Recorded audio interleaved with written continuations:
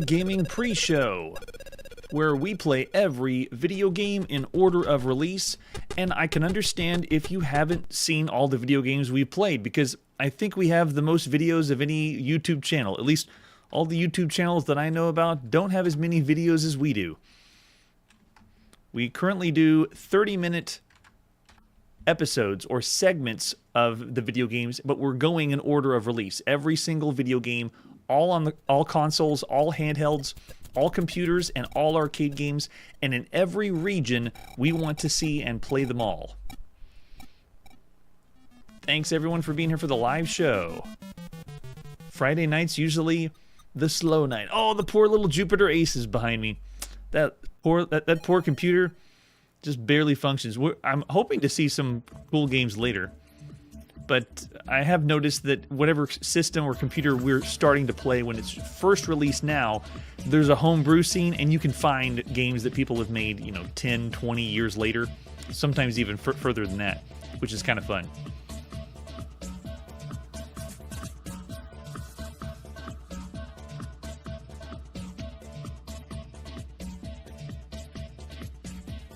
Oh, Marshall, for me, the prep is the week ahead of time. I'm trying to get a week ahead prep so that I have every show laid out.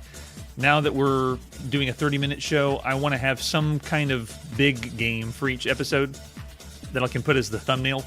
So I usually map out the week, Monday, Tuesday, Wednesday, Thursday, Friday, and have something set to be something good, because as you've seen on the show, we kind of alternate between the games that aren't as big a deal, and not that they aren't as good, but most of the time it's because they don't have a lot of love, and usually I find only screenshots of it or barely any artwork whatsoever, and so I like to sprinkle those in with other games that I can find information for.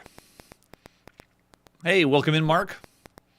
Happy Friday, if it's Friday where you are. Well, right now it's sometime in the beginning of December 1982. Oh, there we go. Yep, I have been a teacher in the past as well. I have a script that I do now because I realize one of the things that makes this show unique compared to all the other retro gaming shows is because we've had the knowledge and information of seeing and playing every single video game. I've been keeping notes of every game, and now I can refer back and say, this is really not that big a deal of a game because we've already played, 80 games that are exactly like this. So I use that, and that's usually what takes up the most of my prep time, is all the notes. Happy Friday, Brian. And that's right, Paul, it is Friday somewhere. Oh yes, Charlie, did you happen to look up this arcade game before this live show? This one stumped me. I thought I wouldn't be able to do anything about this game. Oh, thanks so much, Marshall. That's what I'm hoping is a little bit different, because I like to pretend, this is the beginning of December 1982, that we're seeing these games for the first time, and if you happen to see every video game that was possible right now, how good would these games be? It's like we're re-rating them, or going back in time, because right now video game journalism is just starting. There's plenty of magazines that have their own way of saying what the games are like and if they're good enough and so forth, and so this is like going back in time and doing it all over again, but with a different perspective. Oh, and there's another system. We're already done with that system, the Adventure Vision. That's the other one that's like, is it a handheld, is it a console kind of thing? But that's the only other system that would be considered a console that has its own screen, like the Vectrex. Yeah, thanks so much, Mark. Yes, sometimes I do, Marshall, when a game comes up that I'm a little divisive, and I'm doing playtests, and I think to myself, I'm not quite sure what rating I would want to give this. I will look at the reviews at the time to help me say, okay, yeah, it really isn't that good, because even the reviewers, like 2 or 3, if they don't think it's good, then maybe it is not as good as I thought it would be. Yeah, I've never seen one either. It looks a lot like the Coleco handhelds. And there's a computer we're not going to see for a long time. The later ones. Welcome in, Punk Rock. Welcome in, Cud. All right, it's showtime.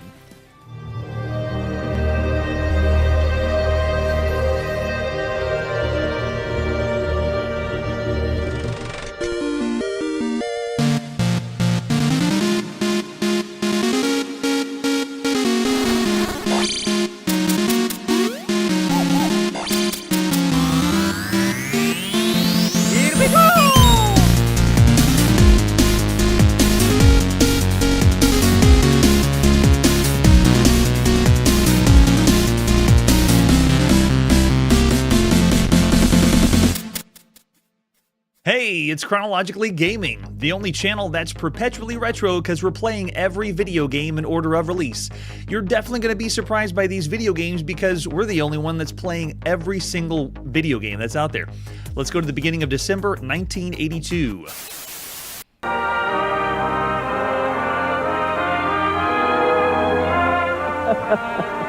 They should have watched our show. Hey, you should watch my show. The last game we were playing was Crypt of the Undead on the Atari home computer. Let's see what the next game is. Our next release takes us to the Sinclair ZX Spectrum in the United Kingdom. This is Cyber Rats. Cyber Rats. I know we see a lot of video games and we play a lot of video games. We have never seen Cyber Rats, and it's very surprising. Take a look at this cassette case. It is Cyber Rats, and they're still in the grass running at us for some reason. This game is only available on the Sinclair ZX Spectrum, and it is the 150th ZX Spectrum. This is the 150th Specky game we've seen so far and played on Chronologically Gaming. You can see it's by Silversoft, and it's the 4th time we've seen this company. They've done games like Super Wumpus on the ZX81, an Orbiter. And this one, the artwork's all right. It actually draws you in, and it looks a little bit more professional, like we're going to play an actual commercial release on a home computer. Let's see the other artwork we have for Cyber Rats. And Marshall, just keep bringing up more ways you can turn this show into a drinking game. Oh, look at that. There it is. So there's the cassette tape. You don't pop this in to play music, kids. You pop it into your system and hook it up to your computer to play video games. Oh, wait, does that say, oh, look, it has 1983 on it. Yeah, I mentioned it before. This is December 1982, and some of these games have been re-released later in 1983. But yes, I have publication proof of this released in December 1982. There's the example of a screenshot for Cyber Rats. And the manual I have for this one is a homebrew manual. So someone typed this up for us, which is very nice, how to load it. The Cyber Rats are out in force. The meanest metallic menaces around are on the rampage trying to outsmart you at every turn. But you're ready for them, ready to blast them into oblivion as the next wave advances. Full arcade features, high-res movement. I've never heard of high-res movement before. That's cool. They got a 2-player option, high score, bonus points, and we got the play controls there for keyboard controls. Reserves the right to product notice and blah, blah, blah, and then has other available software from Silversoft. So this one, I think we have, we just have alternate versions. Let's pop in the first version of this for this cassette tape and play Cyber Rats, developed by Ian Hayward at the beginning of December 1982. Way to go, Ian. Now check this out. This, I think, is the very first Sinclair ZX Spectrum game that has 2 joystick options. We played a handful of joystick games, but this is the first one that's giving us 2 joystick options. Yes, I do want to play with a joystick, definitely. Now, you can choose 1 or 2 players, but it's arcade hot seat style, so it really doesn't matter. Let's do a 1-player game and push start. We don't get to play at the same time. This is the second time we've seen anything by Ian Hayward. The only other game we played by him has been Ground Attack. Oh, and everyone knows what we're playing now. It is another Centipede game. Down at the bottom of the screen, I have buttery, smooth controls of my shooter. I don't know. I guess a Cyber Rat Zapper. Really, really nice on the Sinclair ZX Spectrum. I mean, that's pretty slick.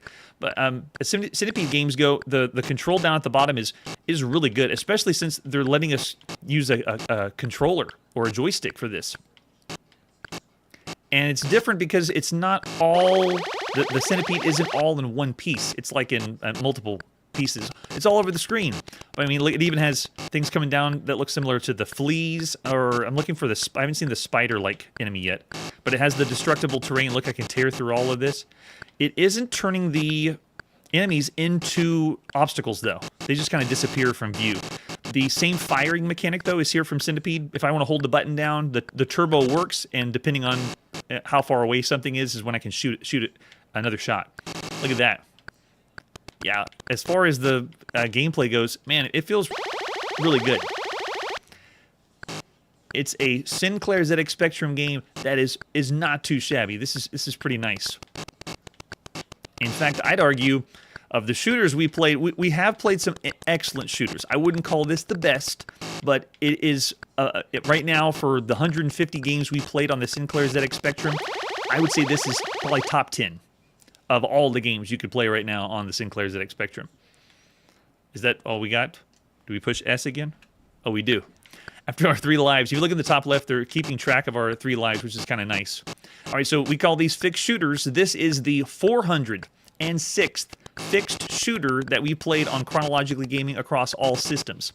It's the 237th that we've seen on all home computers thus far. And it's the 15th that we've seen so far on the Sinclair ZX Spectrum alone. So there's already plenty of shooters that you can play. I mean, if you're collecting for every single game on the Sinclair ZX Spectrum. And to be honest, most people were collecting for consoles. How many people were collecting for this Sinclair ZX Spectrum? Hey, look, it changed color too, just like Centipede. It's using the color of the Sinclair ZX Spectrum. I love that. And yes, I saw what Mark said in the chat. The Sinclair ZX Spectrum games, the Specky games are improving. They're getting better. This one actually feels even more like an arcade game than the other ones before.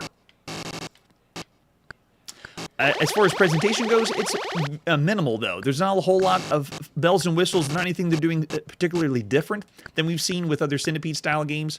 I like that this is giving you the option for joystick control, so that's a big plus. This one is the 34th Centipede clone or variant that we've seen so far on all systems up to this point. So it's the beginning of December 1982. This is the 34th Centipede clone. There's 4 of them that we've seen in the arcade so far. 30 of them have been on home computers. And this one is the second that we've seen on the Sinclair ZX Spectrum. And you could argue that this one could be the first, too, because they were so close together that I'm not really sure which one beat the other one out. Because the other one was actually called Centipede. That's pretty nice. All right, so the joystick, though, when I mentioned before, we've seen joystick-controlled Sinclair ZX Spectrum games. This one is the 6th game so far that we've seen that allows you to play with a digital joystick on your Sinclair ZX Spectrum. They're going to go into details later, whether it's the cursor joystick or the Kempston joystick and things like that.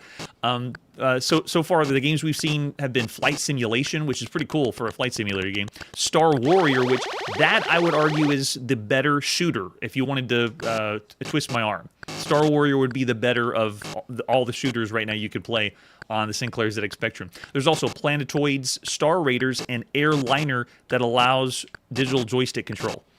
So not a whole lot. Most of them still keyboard controls using the cursor keys too. But I mean, we got some good sound effects. It's working very, very well. So I would say this game is not the same level as some of the other shooters we've seen on this Sinclair ZX Spectrum as Alien Swarm or Invaders or Space Raiders, Spectral Invaders, or Winged Avenger. So if you want to check out those games, I know this one is Centipede, so if you want to play Centipede, then obviously this is where it's at. But for overall just shooters, fixed shooters, I would say this one is not at the same level as those other games for the Specky. So I would say this right here, though, is the best way to play Centipede right now on the Sinclair ZX Spectrum of all the games you could play on the Sinclair ZX Spectrum. But you have to remember, this is going against every other home computer that's out there. And so I looked in the chat. If most people, it looks like Curtis is saying a rating based on the Sinclair ZX Spectrum alone. And sometimes we do that because, I mean, it's really not completely fair to rate this against all the other computers out there. They all have different hardware, architecture, and so forth. But Cyber Rats is a good play. It is very, very fun. We have played Centipede variants that do this on home computers and more and better, smoother, faster, and they even add different features and do more than what we've seen in the arcade. So I'd say of all the games you could play across all home computers, this is still pretty much average for all the games you could play right now. Looking over in the chat, I see 3 to 3.5 stars. Coming from Curtis, I got overall about 3 and higher, yes, for the Sinclair ZX Spectrum. Charlie's throwing 3. Oh, and look at that. 3 Cyber Rats out of 5. I love it. And then Mark's saying 3.5. Very nice. I won't go as high as 3.5. I'll say 3. It's very well done. Notice there's not a lot of variations or changes, and we played video games on home computers that have cutscenes or bonus modes or extra things that are on top of it. This is just straight Centipede or just straight Cyber Rats. And it's fairly average, I would say, for my money. But I'd still play and have a good time. All right, after that, let's see what our next game is. We're going from one home computer to another. Next is the Coco, the TRS-80 color computer. Let's play some Cyborg Wars, which sounds awesome. All I have for this one is an advertisement flyer. Let's find it. There it is, Cyborg Wars. Like the arcade, robots are invading Earth in wave after advancing wave. Your mission is to destroy all robots and save the surviving humans. Watch for the missile-firing brains and the fatal touch of the Hulks. Well, I can already guess what it's going to be. That's pretty cool. And I think all we got is a screenshot. Yeah, that gives it away too. Let's pop in Cyborg Wars and play. This is by Bumblebee Software, developed by Phil Sumida in the beginning of December 1982. I usually get these on disc so I can load them a little bit faster. And this one is machine language. All right. Cyborg War. This one is only available on the TRS-80 color computer. It is the 176th game that we've seen for this home computer. It's the second time we've seen anything by Bumblebee Software so far, the other one being Nova Pinball, which was very disappointing. It was not very fun. And as far as Phil Sumida, the guy who'd made the game, this is the first and only time we've seen Phil Sumida so far on the show. Have you noticed when we boot the game up, it goes right into the game, and we're already dying while I'm trying to explain the game. From my knowledge, I think this is single player only. There's no other game modes. There's not even arcade style modes. But we're dying so fast. All right, I'm ready now. Oh, I was ready. And now we're back at the title screen. And it appears that after all our lives are done, can I get in? Hello? Play? Whoa. Nothing is responding. Even in my play tests, when you boot this game up, and speaking of presentation for games, when you actually get this game to boot up and you go through all your lives, it flashes on this screen, and I have mashed every key on the keyboard and nothing responds. I have to reload the game all the way. So I'm looking over in the chat to see if anyone has played Cyborg Wars and knows if we can get back in, because I'm just going to go out and then come right back in again. I'll have to boot the whole thing up. Aren't you glad it's not really December 1982? Because we'd have to wait for it to load all over again. All right, now we're ready. Oh, I'm sorry. Now we're not ready. We have to still load the game. Now make sure you play really well. Cyborg War. I tried over and over again different ways to get the game to come up. Watch, as soon as we go in, it's on. You need to be on your game, ready to play. Oh, and you also need to have 2 joysticks plugged in. 2 analog joysticks. Have them ready, get set, and go. There you go. Look what we're doing. Does everyone see what this is? It is Robotron 2084, but it's not just Robotron 2084 on the TRS-80 color computer. It is a twin-stick shooter Robotron 2084. And we made it. Oh, wave 2 already? Nice. It gives you a little bit of reprieve. It looks like it's loading in, but then it finally pops in. Oh, we do have the invincible. Why doesn't it let me move up? Oh man, if you touch they're leaving behind what looks like a little dot. Can you see that on the screen? There's like 1 pixel. If you touch the 1 pixel, it counts as the enemy. But if you destroy all the others, then you obviously move on to the next wave. No way. So it feels like it's chugging just a little bit, and I'm sure you could poke this at the time and make it go a little faster if you wanted to. Uh-oh, our lives are going out. We're going to have to reload the whole game again. I want to be able to see more waves of how it works, but yeah, we have a few enemies that you cannot destroy, just like if you're going to play Robotron 2084. But man, so cool. Another twin-stick shooter game, if we can survive. Oh man, what did I touch that time? It must have been one of the pixels. It looks so tiny. Now what was that? Oh wait, that didn't count? I thought it was someone I was supposed to rescue.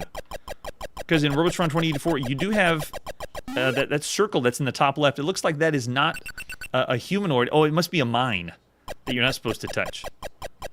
Uh-oh, we got some hit detection. It looks like some of the enemies I would shoot through, and whenever I destroyed enemies, they would leave behind this tiny pixel that counted as the enemy, and you die from that as well. Yeah, that's true. Curtis is bringing up. It plays fairly well. How it's moving with the two joysticks and the twin stick shooter is pretty cool. It's also very novel. This kind of game isn't very prevalent, even though we've seen it in the arcades. Cyborg Wars is pretty cool because you can play Robotron 2084 at home. This one is the 18th twin stick shooter that we've played so far on Chronologically Gaming.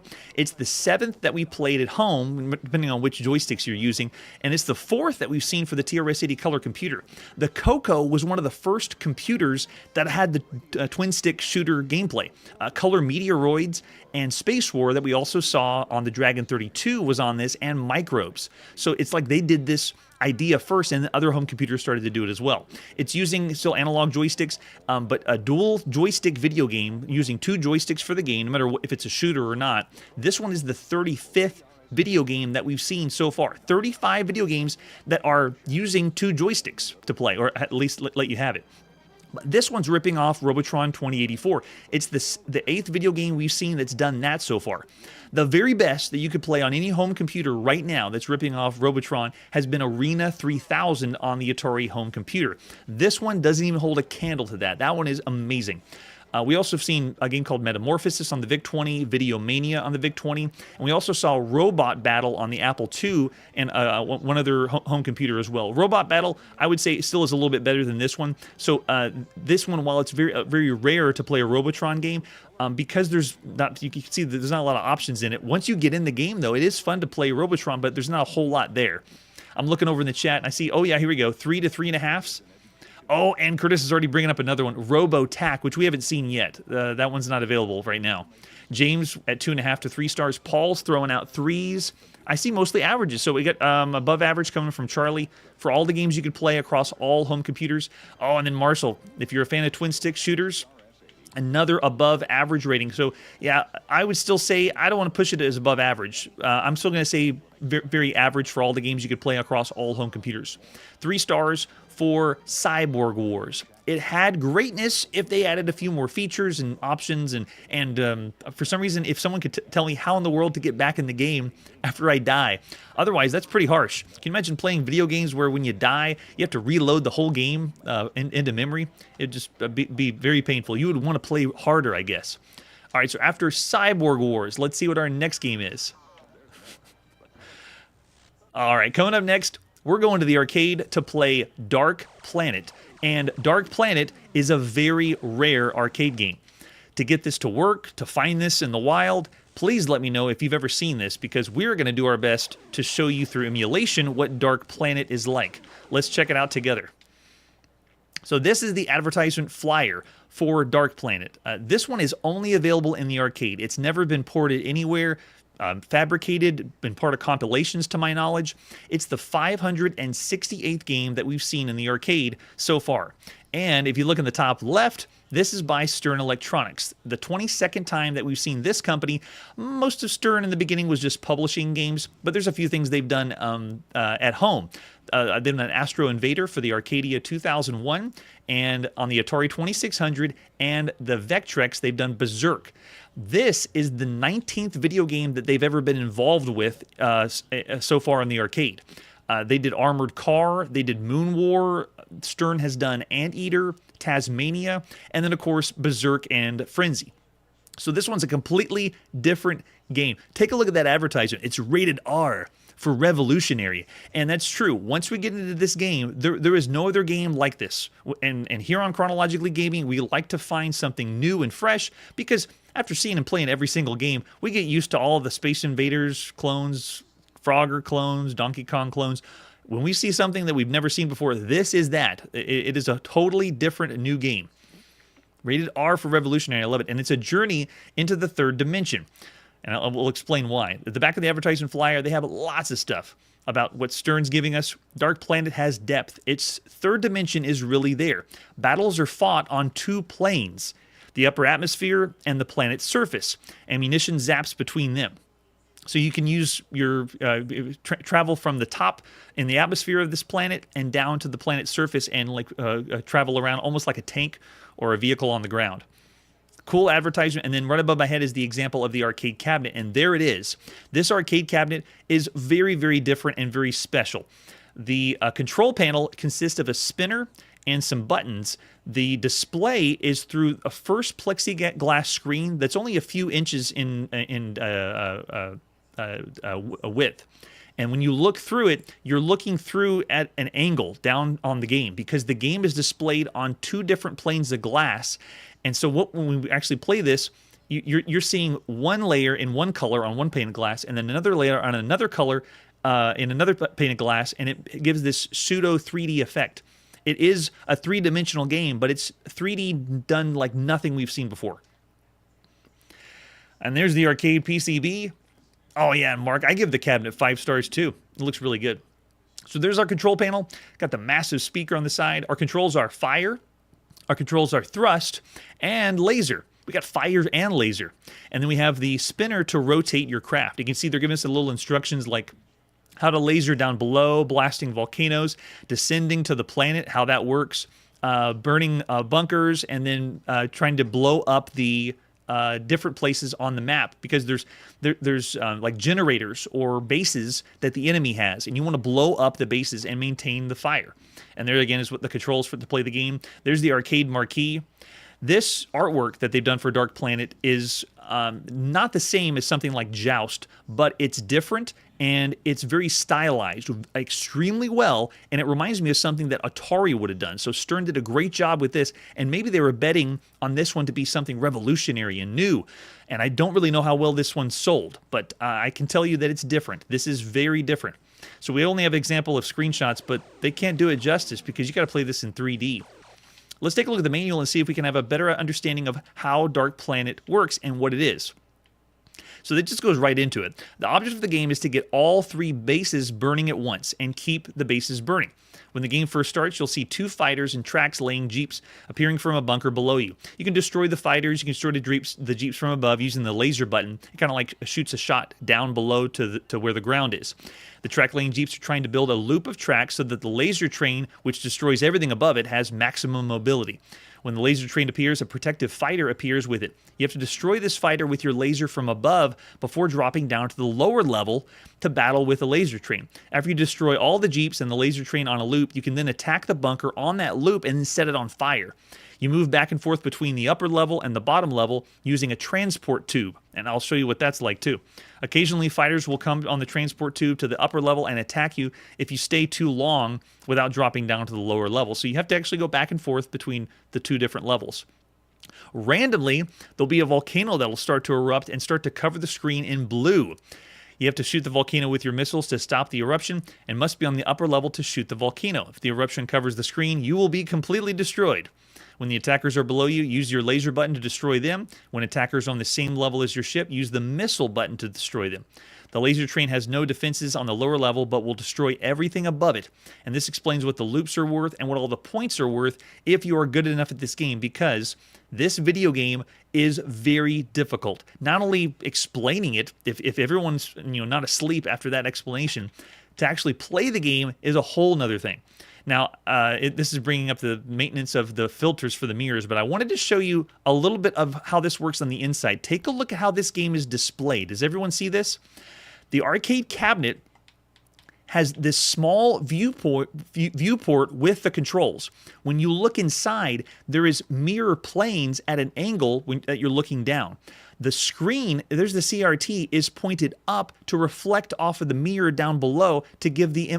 How they designed this, I'd like to see this in real life and have it opened up, because this is fascinating how they were able to get this accomplished. It reminds me of some of the technology that Atari did to push the arcade to make it, something new and different. It's amazing. All right, so after all that, let's see what in the world this is going to look like when we go to the arcade to play Dark Planet. This is by Stern Electronics. Oh, actually, I want to do it a different way. Not that way. We're going to do it the right way. There we go. This is by Stern Electronics, Eric Erickson, Dale Jurek, released by Stern in the beginning of December 1982. Now, what you're looking at is what you would see down below. there is a planet that they've created, not a video game planet. So this is not an overlay. This isn't a backdrop. This is similar to the arcade games that we saw. What was the one? Baseball that we saw in the arcades, where they designed a stadium, a physical, like it looks like an actual crafted stadium. This one is a model. So what you're seeing on the planet is a molded area of the planet as a model. That's what's being reflected for your 3D image down below and up top. And this is what the attract mode is showing you the different bunkers, and we need to burn all 3 of the bunkers to get the points to move on to the next one. We have some guns on either side from right there. And then as it's going through the attract mode, it's going to play a little bit and show you the 2 different levels. If you're red, that means you are down on the surface of the planet. If you're blue, you're flying over the top of the planet. And if you use the tube at the very top, it's the top of the screen where it just went back, and it's going back and forth right now. That's how you travel from top to bottom. So that's why the emulation cannot do it justice. You would actually see the 2 different planes lining up to be able to play the game. It is fascinating. So it's essentially a stereoscopic 3D video game, but the technology is doing it much different than what we saw in the other arcade game, which was Sub-Rock 3D that Sega did.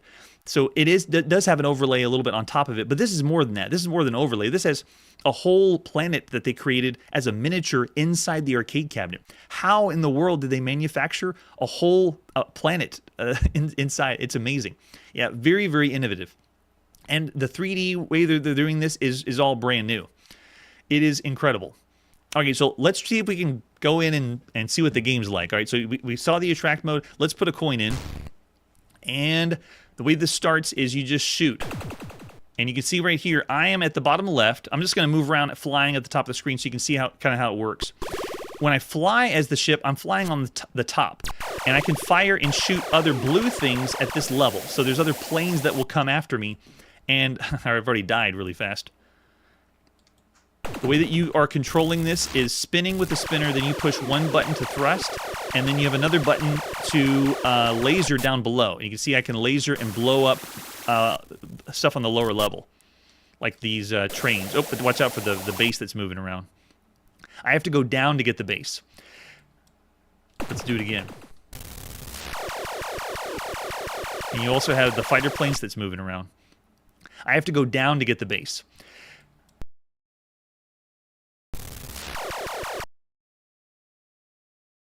Come from different angles. More and more enemies are going to come try to fly at me. Now, whenever you want to go down to the bottom level, you use the tube that's at the top of the screen. The molding of the planet in the background, you're actually using that to your advantage in playing. And you can already see me trying to explain the game. I've died already. It is incredibly ambitious. See if I can put my high score in. Got a measly 3,600. All right, let's put another coin in and go. This time, let's go down below. Let's see what the planet's like. Go to the tube up here, and when you go inside, you appear now. Now I'm red, so now I have to follow the rules of the planet. So down below on the planet, I have bridges. Like if I want to go over here, I can't cross this chasm. See? It won't let me go across because I have to go and use the bridge right here. It's almost like I'm in tank form to crawl across. And then over here, I have a volcano that's in the way. But I'm actually going to make my way over to the other side and go down to where they're trying to build the... Oh, and they shot me. They sent someone out to blow me up down below. Every time you start up on top.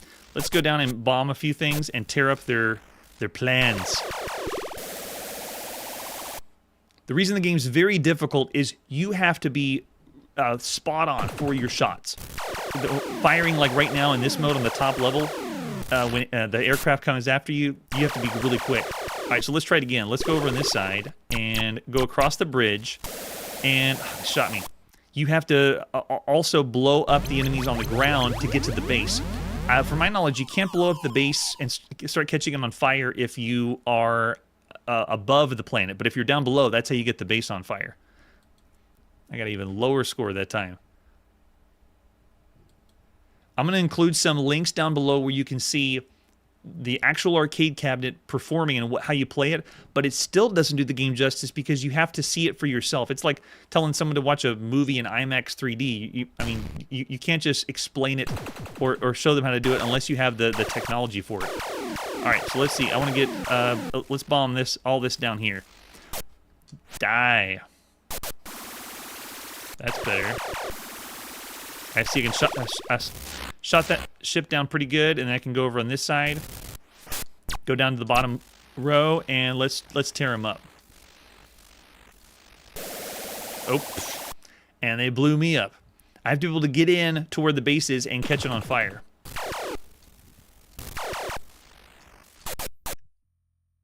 Let's see, that should work. Okay, I gotta do it quick now. Get down below.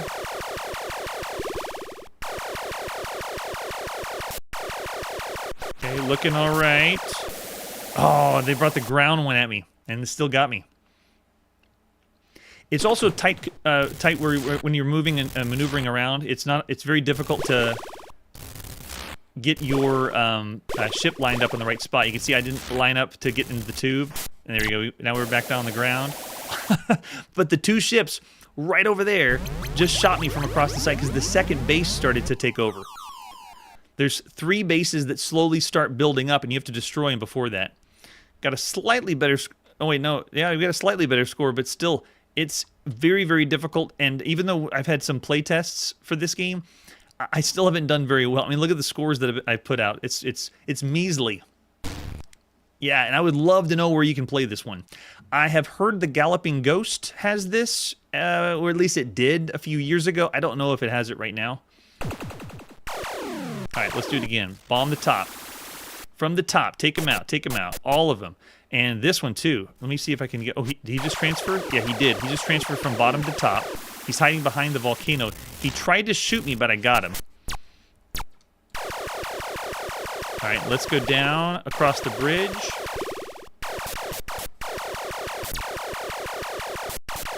Got it. Okay, I got one. Or at least I destroyed the moving convoy, but I want to be able to take out the base. Okay, I got him down. All right, the base is vulnerable. Let's go down and take it out. Here it comes. There, got it. So one base is now on fire. The second base is going to start bringing enemy. Yep, there it is. They're already coming out. Let's go from the top and bomb them. Tear them up. And got to be careful. We don't touch the main base that's a little bit higher than this. And we don't want to let... Oh, he's coming to the top. So he went up the tube, and he switched to the top level where I am with blue. All right, looks good there. Let's go back down and see if we can take out the second base. So much better run this time. Let's go across the bridge over the top. In a way, this game reminds me of when we're going to see the holographic video games in the arcades. Because there's no way those are going to be playing like we've done before. All right, we got it. Blow it up. 2 bases on fire. Awesome. Now the third base is starting. We need to get to the top quick. Oh, they got us. Wow. So already you can see it's getting a lot more complicated now that we have 3 different bases. Looks like they stopped the third one. You have to keep all 3 bases on fire. We only have 1 now. The original one is now caught on fire too. And there's our game over.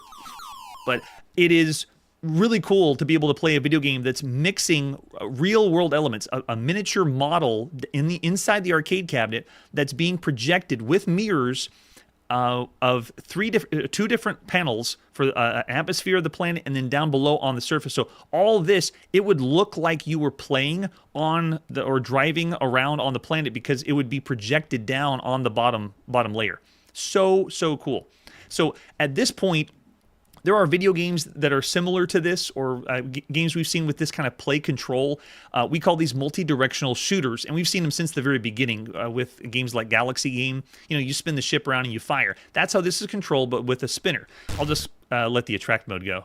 Ready, set. I'll probably just die. This one is the 150th multi-directional shooter that we've seen so far on Chronologically Gaming.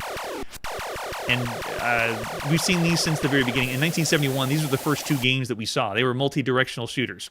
This is the 46th multi-directional shooter that we've seen in the arcade so far. But this one obviously is doing something we've never seen with the technology, and having the multiple layers to play is revolutionary. It's so cool.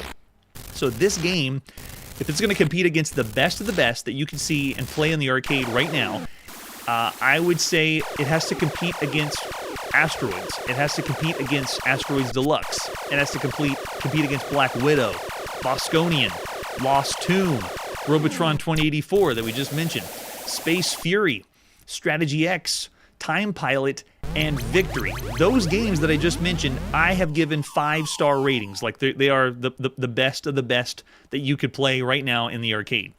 The 4.5-star games that are like this or play similar to the gameplay style are games like Berserk or Draco or Gravitar or Ripoff or Space Duel or Zektor. All of those games are still 4.5-star games. So this kind of game, because it's never something we've never seen before, I don't know if I can give it a 5-star rating because it's just very, very different, and I'm not able to really do it justice unless I could play it myself. Oh, and then Kun was saying Galloping Ghost has this one too. Yep. James is saying eye candy, but yeah, it seems to not have the polish, but that's because you really can't see it or do it the best from this perspective. I see some 4-star ratings out there, and while I did my best here on the show to give you an example of what the game looks like, you really don't know what it looks like. It's more of I was showing you how it plays. So we got a 4.5 from Mark as cutting edge. Curtis is saying 4 to 4.5. Yeah, the 3D is so cool. Punk Rock saying 4. Charlie saying 4. Yeah, the unique gameplay is also what sets this apart. So while it's the same idea of a ship that twists and turns and it's a multi-directional shooter, there's a lot more going for it because of the fact playing on the ground and then coming up the top surface, and it's all taking place on the same screen. I would say this is one of the most revolutionary fixed screen video games we've ever seen so far. All the action's happening right here on one screen, but they're doing it with the two planes. It's pretty cool. Yeah, I'd love to play this for real. I don't want to play this as an emulation. I want to go to the arcade right now and play some Dark Planet in 3D.